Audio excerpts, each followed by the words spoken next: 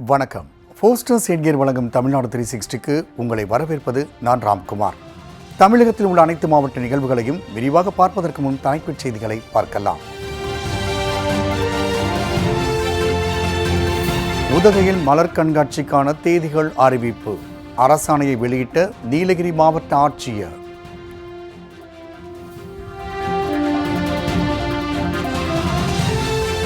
தாய் உயிரிழந்த நிலையிலும் பொதுத் தேர்வு எழுதிய +2 மாணவி நெஞ்சை உருக்குலைக்க வைத்த சம்பவம்.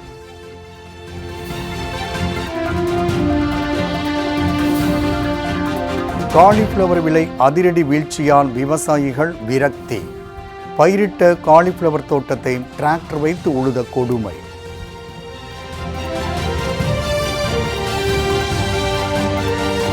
திண்டுக்கல் அரசு மருத்துவமனை சுற்றுச்சுவர் அருகே மலை போல் தேங்கிய குப்பைகள்.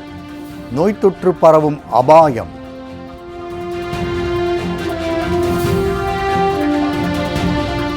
பழங்குடியின மக்கள் வசிக்கும் கிராமத்திற்கு கிடைத்த முதல் ஆம்புலன்ஸ் சேவை. மலர் தூவி வரவேற்ற பழங்குடியினர்.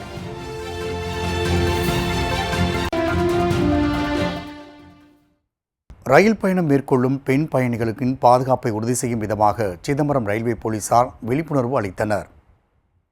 ரயில் பயணங்களின் போது பெண்கள் பாலியல் தொல்லைக்கு ஆளாவதும் திருட்டு ஆசாமிகளிடம் சிக்கி நகை பணத்தை இழப்பதும் என பல சம்பவங்கள் தமிழ்நாட்டில் அரங்கேறி வருகின்றன. இந்நிலையில் ரயில் பயணத்தில் ஈடுபடும் பெண்கள் அச்சமின்றி செல்லும் வகையில் சிதம்பரம் ரயில்வே போலீசார் விழிப்புணர்வு நடவடிக்கையில் ஈடுபட்டனர். இன்ஸ்பெக்டர் அருண்குமார் ஏற்பாட்டின் பேரில் ரயில்வே நடைமேடையில் பதாகைகள் மூலம் விழிப்புணர்வு நடத்தியதோடு வித்தியாசமான நடவடிக்கை முன்னெடுக்கப்பட்டது. நாள்தோறும் ரயிலில் செல்லும் பெண்களை ஒருங்கிணைத்து வாட்ஸ்அப் குழு ஒன்றை உருவாக்குவதோடு அதில் பெண் போலீஸ் சப் இன்ஸ்பெக்டர் உட்பட பெண் காவலர்களையும் இடம்பெறச் செய்தனர். ஒருவேளை ரயில் பயணங்களின் போது ஏதேனும் பிரச்சனை ஏற்பட்டால் வாட்ஸ்அப் குரூப்பில் ஒரு தகவல் அளித்தால் அதில் இடம்பெற்ற பெண் காவலர்களே உடனடியாக நடவடிக்கை எடுப்பார்கள் என போலீஸ் இன்ஸ்பெக்டர் அருண்குமார் பெண் பயணிகளிடம் தெரிவித்தார். மேலும் ரயில்வே காவல்துறை எண் 1512 என்ற எண் குறித்து கூறியதோடு துண்டு பிரசுரமும் வழங்கினார். இதில் சிதம்பரம் ரயில்வே நிலைய மேலாளர் ராஜு பிரசாத் மற்றும் ரயில்வே துறை அதிகாரிகள் என பலர் கலந்து கொண்டனர்.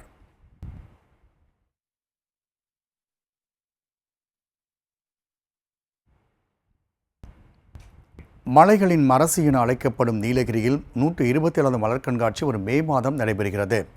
ஒவ்வொரு கோடை காலத்திலும் உதகையில் மலர் கண்காட்சி நடத்தப்படுவது வழக்கம்.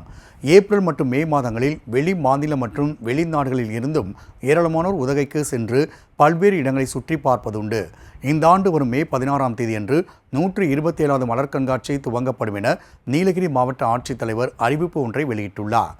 இந்த ஆண்டு சுமார் 2 லட்சத்துக்கும் அதிகமானோர் வருவார்கள் என எதிர்பார்க்கப்படும் நிலையில் ரோஜா கண்காட்சி, காய்கறி கண்காட்சி, பழ கண்காட்சியும் நடத்தப்படுகின்றது. மேலும் 3 மற்றும் 4 ஆகிய தேதிகளில் கோத்தகிரி நேரு பூங்காவிலும், மே 16 முதல் 21 வரை 6 நாட்கள் உதகை அரசு தாவரவியல் பூங்காவிலும், 10 மற்றும் 11ஆம் தேதிகளில் ரோஜா பூங்காவிலும், 23 முதல் 25 வரை குன்னூர் சிம்ஸ் பூங்காவிலும், மே 30 முதல் ஜூன் 1ஆம் தேதி வரை குன்னூர் காட்டேரி பூங்காவிலும் கோடை விழா நடத்தப்படுவது குறிப்பிடத்தக்கது.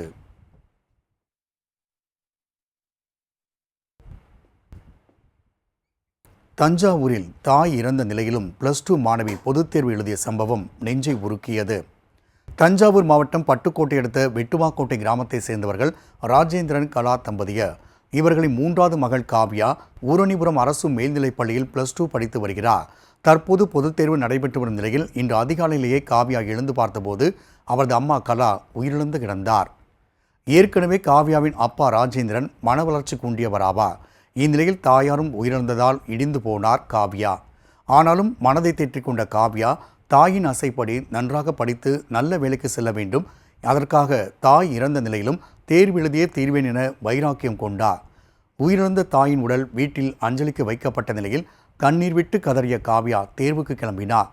எப்போதும் தேர்வு எழுத போகும்போது அம்மாவின் காலை விழுந்து வணங்கி திருநீர் இட்டுக்கொள்வது காவ்யாவின் வழக்கம். அந்த வகையில் கடைசியாக ஒருமுறை அம்மாவின் உடல் மீது விழுந்து ஆசீர்வாதம் பெற்ற காவ்யா சோகம் ததும்ப இதயம் நொறுங்கும் நிலையிலும் பொதுத் தேர்வு எழுதினார்.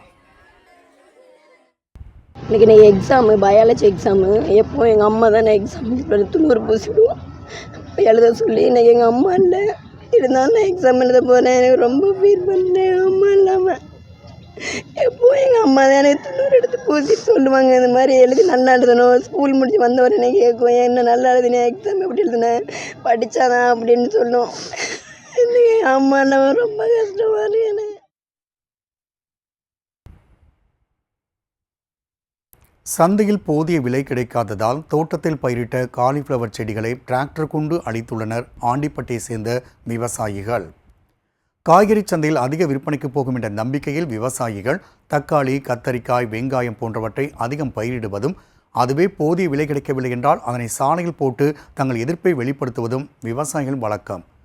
இந்த வரிசையில் தேனி மாவட்டம் ஆண்டிப்பட்டியை சேர்ந்த விவசாயிகள் தோட்டத்தில் பயிரிட்டிருந்த காலிஃப்ளவர் செடிகளை டிராக்டர் கொண்டு அழித்து வருகின்றனர்.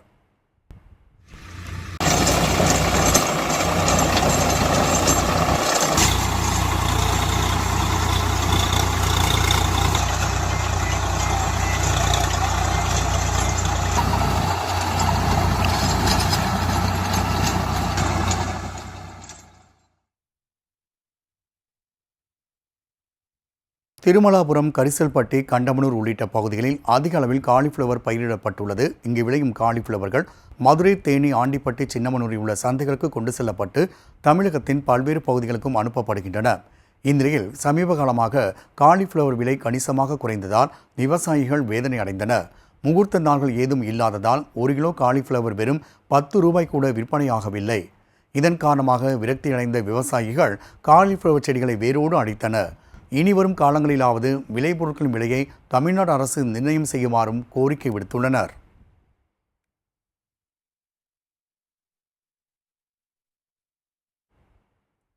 திண்டுக்கல் அரசு மருத்துவக் கல்லூரி மருத்துவமனை அருகே மருத்துவ கழிவுகள் கொட்டப்படுவதால் சுகாதார சீர்கேடு நிலவி வருகிறது. திண்டுக்கல் நகரின் மையத்தில் அமைந்துள்ள அரசு மருத்துவமனைக்கு நாள்தோறும் ஆயிரக்கணக்கானோர் சிகிச்சைக்கு வந்து செல்கின்றனர்.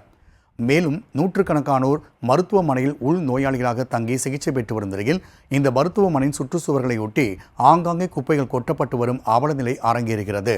குப்பைகளோடு சேர்த்து மருத்துவ கழிவுகளும் மலைபோல் தேங்கியுள்ளதால் சுகாதார சீர்கேடு நிலவி வருகின்றது. உடலில் ஏற்படும் சிறிய பிரச்சனைகளை சரி செய்வதற்கு மருத்துவமனைக்கு சென்றால் அங்கு தொற்றுநோய் வாங்கி வரும் நிலைதான் ஏற்படுகின்றது. மருத்துவமனை வளாகம் அருகே குப்பைகளை கொட்டாமல் மக்கள் உயிரை காக்குமாறு திண்டுக்கல் மாநகராட்சி மற்றும் மருத்துவக் கல்லூரி நிர்வாகத்திற்கு அப்பகுதியினர் கோரிக்கை விடுக்கின்றனர்.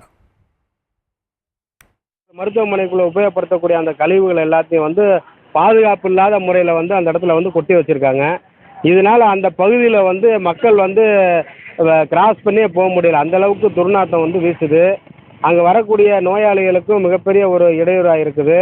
இதை உடனடியாக மாவட்ட நிர்வாகம் இதை அப்புறப்படுத்தணும். அந்த மருத்துவமனையினுடைய நிர்வாகம் பொதுமக்களுடைய நலனில் அக்கறை கொண்டு அந்த மாதிரி திறந்த வெளியில் இருக்கக்கூடிய அந்த குப்பைகளை உடனடியாக அப்புறப்படுத்தணும்னு சொல்லி கோரிக்கை வைக்கிறோம்.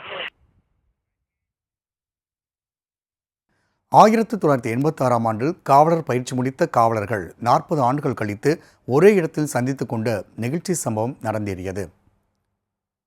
சுமார் 40 ஆண்டுகளுக்கு முன்பு காவலர் பயிற்சி பெற்றவர்கள் வேலூர் காவலர் நல்வாழ்வு திருமண மண்டபத்தில் மீண்டும் ஒன்று சேர்ந்து சந்தித்துக் கொண்டனர். 1986ஆம் ஆண்டு பிப்ரவரி மாதத்தில் சென்னை, வேலூர் உள்ளிட்ட பகுதிகளைச் சேர்ந்த காவலர்கள் பயிற்சியை தொடங்கினர். இதில் பயிற்சி முடித்து பணியில் சேர்ந்தவர்கள் பெரும்பாலானோர் தற்போது ஓய்வு பெற்ற நிலையில் இவர்கள் அனைவரும் ரீயூனியன் நடத்துவதற்கு திட்டமிட்டனர். அதன்படி மார்ச் 17ஆம் தேதியன்று முன்னாள் காவலர்கள் 200க்கும் மேற்பட்டோர் குடும்பத்தினருடன் பங்கேற்றனர். இவர்களில் 130 பேர் ஓய்வு பெற்ற நிலையில் மீதமுள்ளவர்கள் தற்போது பணியில் உள்ளனர். காவல்துறையில் மிடுக்காக தோன்றி பணியை செவ்வனே செய்திருந்தாலும் இந்த சந்திப்பின் போது அனைவரும் ஒரே வண்ணத்தினாலான வேட்டி சட்டை அணிந்து கலந்து கொண்டனர். ஒருவரை ஒருவர் ஆற தழுவி கொண்ட முன்னாள் காவலர்கள் தங்கள் பழைய நினைவுகளை பேசி மகிழ்ந்தனர். மேலும் இந்நிகழ்ச்சியில் பங்கேற்றவர்களுக்கு கூடுதல் காவல் கண்காணிப்பாளர் பாஸ்கர் நினைவு பரிசுகளை வழங்கி கௌரவித்தார்.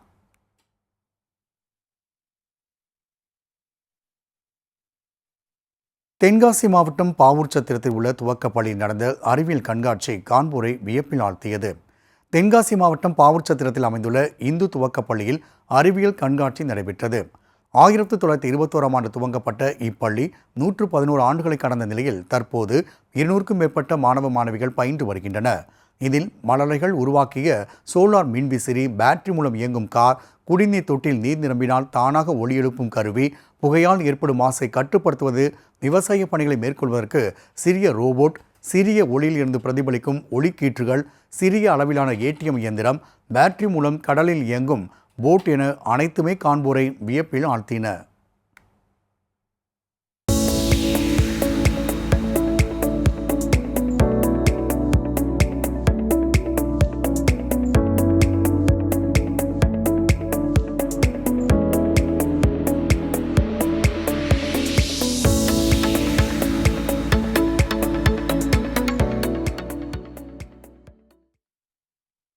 இந்து துவக்கப்பள்ளி நிர்வாகி எபினேசர் சுவர்ணபாக்கியம், தலைமை ஆசிரியர் ஜோதிலட்சுமி ரேவதி ஆகியோர் அறிவியல் கண்காட்சியை தொடங்கி வைக்க மாணவ மாணவிகளின் பெற்றோர்களும் கலந்து கொண்டனர்.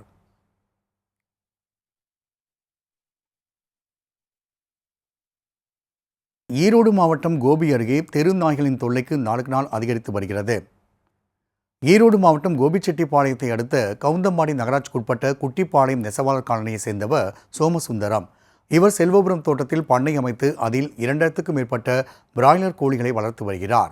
இந்நிலையில் மார்ச் 17ஆம் தேதியன்று வழக்கம் போல பராமரிப்பு பணிகளை முடிந்த சோமசுந்தரம் வீடு திரும்பினார். பின்னர் மறுநாள் சென்று பார்க்கும்போது பண்ணையில் இருந்த 100க்கும் மேற்பட்ட கோழிகள் உயிரிழந்து கிடந்தன. இரவு நேரங்களில் பண்ணையில் அருகே சுற்றித் திரியும் தெருநாய்கள் கோழிகளை கடித்து குதறியது தெரிய வந்தது. கடந்த 2 நாட்களுக்கு முன்பு தெருநாய்கள் கடித்ததில் 8 ஆடுகள் உயிரிழந்ததும் குறிப்பிடத்தக்கது. இதேபோல் தொடர்ந்து அந்த பகுதியில் கால்நடைகளை குறிவைத்து கடிக்கும் தெரு நாய்களை பிடித்துச் செல்லுமாறு நகராட்சி நிர்வாகத்திற்கு பொதுமக்கள் கோரிக்கை விடுக்கின்றனர். ஆட்டை கடித்து மாட்டை கடித்து கடைசியில் மனிதனை கடிக்கும் நிலை வராமல் நகராட்சி நிர்வாகம் தடுக்குமா?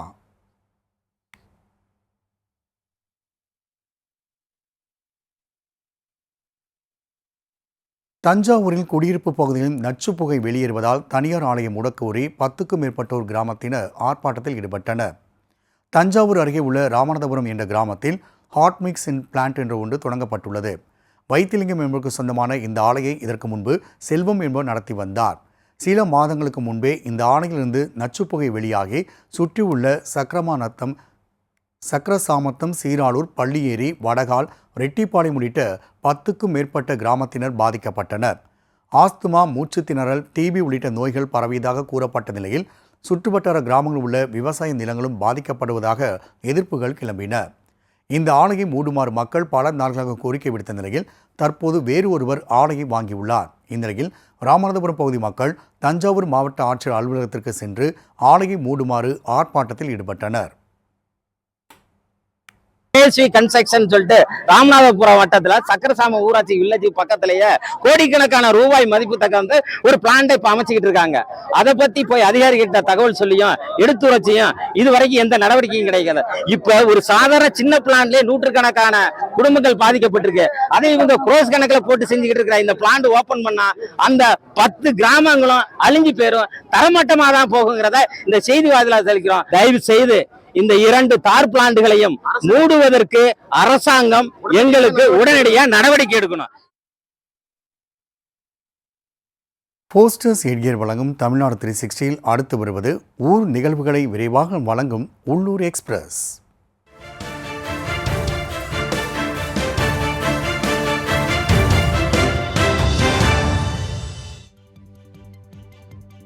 காளையார் கோவில் அருகே உள்ள வெட்டுடையார் காளியம்மன் கோவில் விழாவினை முன்னிட்டு திருத்தேரோட்டம் வெகு விமர்சையாக நடைபெற்றது. சிவகங்கை மாவட்டம் கொல்லங்குடியில் அமைந்துள்ள வெட்டுடையார் கோவிலில் பங்குனி மாத திருவிழா என்பது மிகவும் பிரசித்தி பெற்றது. கொடியேற்றத்தோடு தொடங்கிய இத்திருவிழாவின் முக்கிய நிகழ்வாக இன்று திருத்தேரோட்டம் நடைபெற்றது. அலங்கரிக்கப்பட்ட தேரில் உற்சவர் வெட்டுடையார் காளியம்மன் சர்வ அலங்காரத்தில் எழுந்தருள பக்தர்கள் ஓம் சக்தி பராசக்தி முழக்கத்தோடு தேரை வடம்பிடித்து இழுத்தனர்.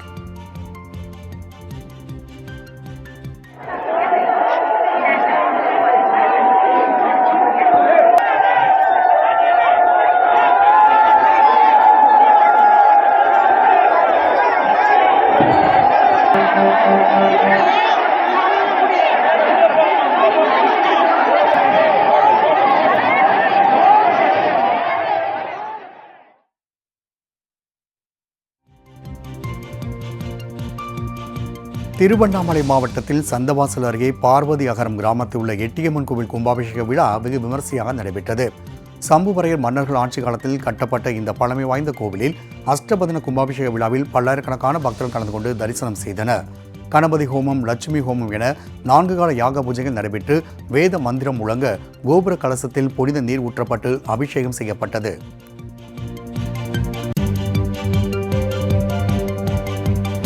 கம்பம் அருகே தென் திருவேற்காடு ஸ்ரீ தேவி கருமாரியம்மன் கோவில் பங்குனி மாத திருவிழா தொடங்கியது. தேனி மாவட்டம் காமையங்கவுண்டன்பட்டியில் அமைந்துள்ள ஸ்ரீதேவி கருமாரியம்மன் கோவிலில் பங்குனி மாத திருவிழாவை முன்னிட்டு இன்று கொடியேற்றம் நடைபெற்றது. முல்லை பெரியாறிலிருந்து பக்தர்கள் புனித நீர் எடுத்து நகரின் முக்கிய வீதிகள் ஊர்வலமாக வந்தனர். வரும் 25ஆம் தேதியன்று விழாவின் முக்கிய நிகழ்வான வேல் பூட்டுதல், பால்குடம் எடுத்தல், பூக்குழி இறங்குதல் உள்ளிட்ட நிகழ்ச்சிகள் நடைபெற உள்ளன.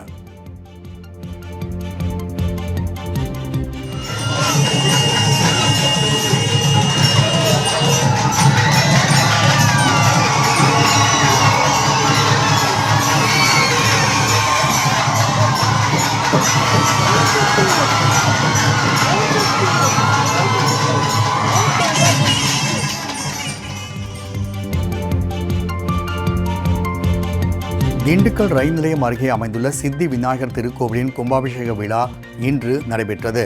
கடந்த 14ஆம் தேதியன்று முதல் காலையாக பூஜையுடன் தொடங்கிய நிலையில் இன்று கோவில் கோபுரத்தில் புனித நீர் ஊற்றப்பட்டு குளமுழுக்கு நடத்தப்பட்டது.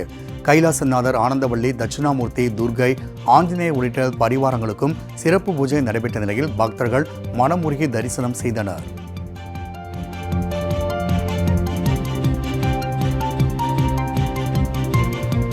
ராமநாதபுரத்தில் உள்ள தனியார் பள்ளியில் இந்திய ஆரி ஒர்க் தொழிற்சங்க கூட்டமைப்பு மற்றும் JR அகாடமி இணைந்து நடத்திய ஆரி ஒர்க் போட்டியில் 50க்கும் மேற்பட்ட பெண்கள் கலந்து கொண்டனர். உலக மகளிர் தினத்தை முன்னிட்டு நடைபெற்ற இந்த போட்டியில் தையல் கலைஞர்கள் கலந்து கொண்டனர். 1 மணி 30 நிமிடங்கள் என நேரம் நிர்ணயம் செய்யப்பட்ட நிலையில் பெண்கள் போட்டி போட்டு தங்கள் திறமைகளை வெளிப்படுத்தினர். தமிழ்நாடு ஆரி ஒர்க் கூட்டமைப்பு இணைச் செயலாளர் மாலதி தலைமை நடந்த இந்த போட்டியின் இறுதியில் வீரலட்சுமி முதலிடத்தையும், பெனலூர் ராணி 2வது மற்றும் நிவேதிதா 3வது இடத்தையும் பெற்றனர்.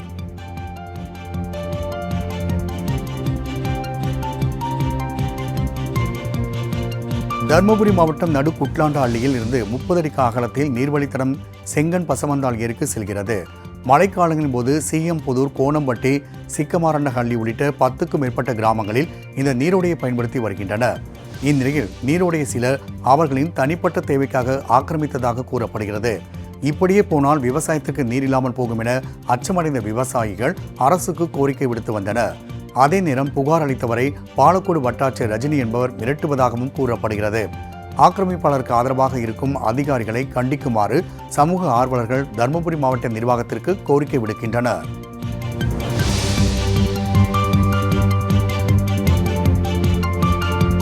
தமிழ்நாட்டின் சுற்றுலா தலமான உதகையில் வாகன நிறுத்தும் வசதி இல்லாததால் மரபியல் பூங்கா சுற்றுலா பயணிகள் வரத்தில்லாமல் காலையிலிருந்து காணப்படுகிறது. உதகையில் தோட்டக்கலைத்துறை கட்டுப்பாட்டில் தாவரவியல் பூங்கா, ரோஜா பூங்கா, மரபியல் பூங்கா என ஏராளமான பூங்காக்கள் உள்ளன. இதில் உதகை மத்திய பேருந்து நிலையம் மற்றும் உதகை படகு இல்லத்தின் மறுகரையில் மரபியல் பூங்கா உள்ளது. சுமார் 60க்கும் மேற்பட்ட அரிய மரங்கள் பூங்காவில் பராமரிக்கப்பட்ட நிலையில் இங்கு பயணிகள் வரத்து குறைந்து போனது. இதற்கு பூங்கா அருகே வாகன நிறுத்துமிடம் இல்லாததே காரணம் என கூறப்படுகின்றது. ஆகவே சுற்றுலா பயணிகள் வசதிக்காக வாகனங்கள் நிறுத்தும் வசதி அமைத்து தருமாறு கோரிக்கை விடுக்கப்பட்டுள்ளது.